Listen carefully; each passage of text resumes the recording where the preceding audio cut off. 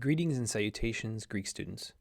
We continue our study of lexical analysis with another example of how important it is for thinking about what's going on in the New Testament. Here I want to draw our attention to one of the most pervasive beliefs in contemporary evangelical Christianity, the notion of the rapture. So here's where we are. Often people assume that the rapture is synonymous with the final coming of Christ. This theology is based on, I think, a fundamental misreading of 1 Thessalonians chapter 4. According to the advocates of this position, the rapture is a secret coming of Christ to take his faithful church out of the world, initiating a 7-year tribulation before the millennial kingdom. The idea of the rapture was invented in the 1800s by a woman named Margaret MacDonald at a, quote, prophecy conference. MacDonald's view of the rapture was adopted and systematized by John Nelson Darby into a series of 7 dispensations. Darby's system was popularized in the notes of Cyrus Scofield in the Scofield Reference Bible. The key text for the rapture is 1 Thessalonians 4, 13 through 18. And here I should point out that the Scofield Reference Bible is the best-selling reference Bible in the history of Oxford University Press. Best-selling all time. So a lot of people purchase this Bible. So here's the text. This is according to the NRSV translation, I think, or maybe it's my own translation. But we do not want you to be uninformed, brothers and sisters, about those who have died, so that you may not grieve as others who have no hope. For since we believe that Jesus died and rose again, even so, through Jesus, God will bring those who have died. For this we declare to you by the word of the Lord, that we who are alive, who are left until the coming of the Lord, the parousion of the Lord, will by no means precede those who have died. For the Lord himself, with a cry of command and with the archangel's call, and the sound of God's trumpet, will descend from heaven, and the dead in Christ will rise first. Then we who are alive, who are left, will be caught up, hopageisometha, into the clouds with them to meet eis apantesin, the Lord in the air, so that we will be with the Lord forever. Therefore encourage one another with these words.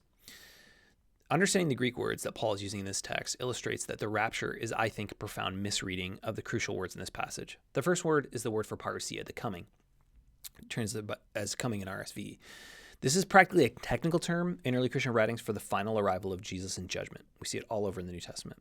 What is unrecognized, however, is this word also describes a standard spectacle of a king or a ruler arriving to a city that has recently come under his reign or rule. Customarily, these spectacles included a festival with fancy dress, a procession to a designated meeting place. At the meeting place, the celebrants gave flattering speeches, offering tributes, and made requests to the new ruler. The event culminated with the return of the ruler or representative to the city. The parousia spectacle was a form of ancient propaganda used to reinforce the divine right of the rulers. There's an interesting example in Plutarch describing how the Athenians gave Demetrius and his father the title Savior Gods after they liberated Athens. Demetrius embraced the divine epithet, and it was decreed that whenever Demetrius visited Athens, he should be received as the goddess Demeter or the god Dionysus. The new king could also bestow gifts on whomever he chose, and that could be problematic. So, for example, when Mark Antony entered Ephesus, he gave the property of well-born men and bestowed on flatterers and scoundrels. When Mark Antony entered Magnesia, he gave another man's house to a cook who impressed him with a single meal.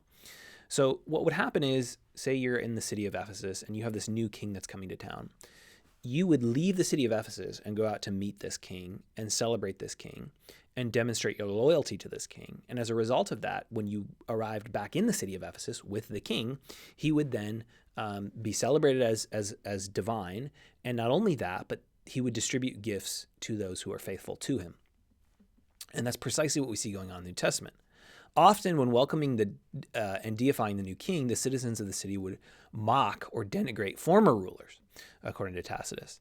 And the rhetorical standard for describing the arrival of a new ruler was this sort of resolution of past difficulties. So the word parousia, yes, it means the arrival of Jesus, but it also refers to the standard practice in social political activity to describe when a king comes to town. And Paul in 1 Thessalonians 4 is describing a scenario very much like that, except instead of a king coming to a city, it's the Lord coming from heaven to earth. It's this radical sort of apocalyptic explosion of this practice in a cosmic scale. The word for meet in 1 Thessalonians 4:17, apantesis, according to rapture advocates, believers meet the Lord in the air as a departure from earth to heaven. But this is a fundamental misreading of the word. The word apantesis refers to a meeting with someone in order to bring them back to where you came from with them. So the word only occurs 2 other times in the New Testament. First in Acts 28:15. 3 months later, this is Paul describing, or Luke describing a situation. 3 months later, we set sail on a ship that had wintered at the island, an Alexandrian ship with the twin brothers as its figurehead. We put in at Syracuse and stayed there for 3 days. When we weighed anchor and came to Rhegium, after 1 day there, a south wind sprang up, and the second day we came to Puteoli. There we found believers and were invited to stay with them for 7 days, and so we came to Rome. The believers from there, when they heard of us, came as far as the Forum of Appius and 3 taverns to meet us. On seeing them, Paul thanked God and took courage. Now, what's interesting is that upon hearing that Paul was coming to Rome, what we see is that believers from the city of Rome went as far as the Forum of Appius and 3 taverns to meet him. But their intention was not to stay there. They didn't go to Appius and the 3 taverns so that they could just be there forever. The idea was they would go out and meet him and then come with Paul back to the city as a way of welcoming him. Geographically, the Forum of Appius was over 40 miles away from the city of Rome. So what we have here is the situation where people hear about the arrival of someone important, in this case Paul, to the city of Rome. Well, instead of saying, give us a call when you get here, Paul, or let us know when you arrive, what do? They go out to where he is going to arrive from, and they meet him there, obviously with the purpose of what? Coming back to the city of Rome together. It's a way of welcoming someone who is honored and important. We see the same thing happening in Matthew 25:6, the parable of these 10 virgins. There are 5 virgins with oil in their lamps, and they go out to meet the bridegroom after hearing that he is approaching, with the 5 foolish virgins go out to have to buy more oil for their lamps. Now the 5 wise virgins then return with the bridegroom back to the place where they already were, right? They're going out to meet him, and then that's why later on, these 5 foolish virgins, they know exactly where to go. They know where the party is happening because they were already there, but because they didn't go out to meet him and properly welcome the bridegroom, they're not a part of the celebration. They're not a part of the party. Examples outside the New Testament further confirm this standard practice. Although like a slightly very different version of the word, instead of apantesis, it's hupantesis. When the general Titus goes to the city of Antioch, this is what happens. The people of Antioch were informed that Titus was approaching. They were so glad at it, they could not keep within their walls, but hastened to go give him the meeting, the hupantesis. Nay, they proceeded as far as 30 furlongs and more with that intention. These were not only men, but a multitude of women. Their children did the same. When they saw him coming up to them, he stood on both sides of the way and stretched out their hands, saluting him and making all sorts of acclamations to him, and turned back together with him. Those who are alive will meet the Lord in the air with the intention of returning to the earth. This is not a departure, a rapture to be taken away and then dwell up in heaven. The meeting is this celebrating this common practice of going out to a city to meet royalty and then accompanying that royalty back to the city. Third Greek word, caught up. The origin of this word for rapture is harpazo, occurs 14 times in the New Testament, referring to take away, caught up. Paul talks about this as being caught up to the third heaven, or as we see in 1 Thessalonians 4:13, the living who are caught up in the clouds to meet the Lord in the air, or snatching away from a fire.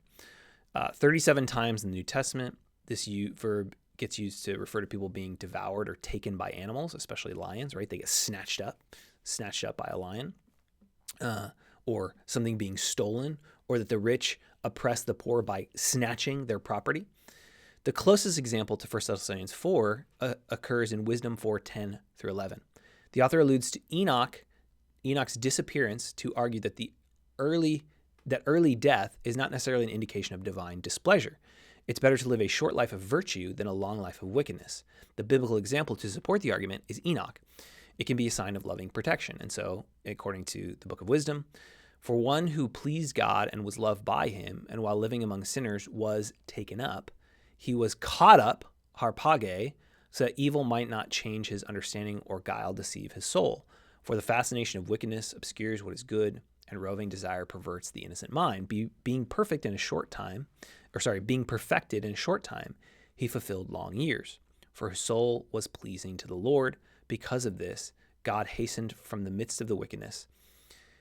Yet the people saw and did not understand or take such a thing to heart, and God's grace and mercy are with his elect, and he watches over his holy ones. So what is being described in 1 Thessalonians chapter 4, when we get back to this text, is not a situation where people who are alive get raptured out of a difficult situation and they go live in heaven until this tribulation time is over. Rather, what's being described is Paul is offering comfort to grieving Thessalonians, because some of the church in Thessalonica have died, and Paul is saying, hey, we don't grieve as those who have no hope. What is our hope? Our hope is the resurrection of Jesus. And when the resurrection happens, when Jesus comes, the living and the dead will rise and meet the Lord in the air. Ultimately, to do what? To come back with him. The image that Paul is picking up on here is not of a departure from a difficult situation. It's a celebration of the arrival of a king, a new king, and that celebration will surprise some people, but it certainly shouldn't surprise believers. So this is not describing a scenario in which believers escape difficulty, escape this difficulty. Rather, it's that God will allow believers to be caught up into this celebration of the arrival of Jesus in the resurrection. We often don't understand the nuances because we're not paying attention to the specific Greek words in the context in which they appeared in antiquity to recognize that what Paul is describing is not something nobody's ever heard of. He's describing a typical parousia, a typical arrival of a king, and he's taking that language and putting it on a cosmic scale to describe Jesus' arrival from heaven.